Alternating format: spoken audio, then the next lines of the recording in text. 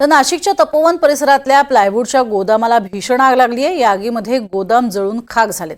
रात्री 12च्या दरम्यान आग लागल्याचं समजलं। आगीची माहिती मिळताच अग्निशमन दलाचे जवान घटनास्थळी दाखल झाले, मात्र लाकूड असल्यानं आगीनं रौद्र रूप धारण केलं।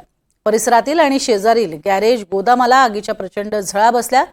आगीचं कारण अद्याप हे स्पष्ट झालेलं नाहीये। रात्री उशिरापर्यंत आग विझवण्याचं काम सुरू होतं, त्यामुळे परिसरातील वीज देखील बंद करण्यात आली होती। अनेक अग्निशमन दलाच्या जवानांनी शर्थीचे प्रयत्न करून रात्री उशिरा आग नियंत्रणात आणल्यानं मोठा अनर्थ टळला।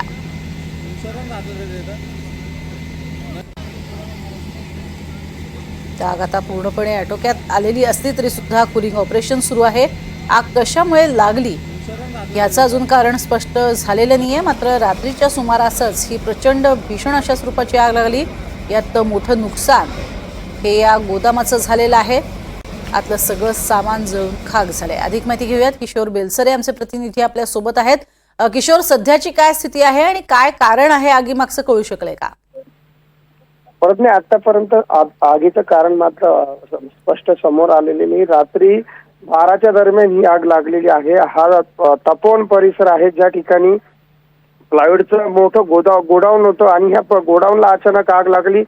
एवढ्या मोठ्या प्रमाणात आग लागली होती की संपूर्ण परिसराच्या आगीच्या झळा पसरत होत्या। परिसरातील विद्युत रोषणाई बंद करण्यात आली होती आणि ही रात्री उशिरापर्यंत आग विझवण्याचे काम सुरू होतं। अनेक बंब या ठिकाणी संपूर्ण नाशिक शहरातले मागवण्यात आले होते, कारण आग आटोक्यात येत नव्हती आणि परिसरात संपूर्ण रहिवासी एरिया असल्यामुळे ही आग वाढत होती आणि त्यामध्ये फळ्या आणि मोठमोठे खोके, मोठमोठे फर्निचरचे साहित्य होते, जे मोठ्या प्रमाणात रौद्र रूप धारण करत होते।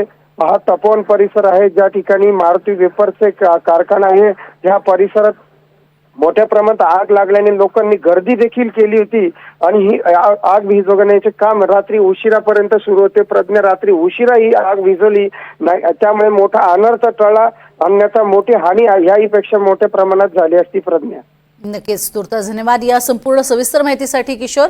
तर प्रचंड स्वरूपामध्ये लागलेली ही आग होती, जिच्या झळा आसपासच्या घरांपर्यंत पोहोचल्या, इतकी ही भयंकर अशी आग होती।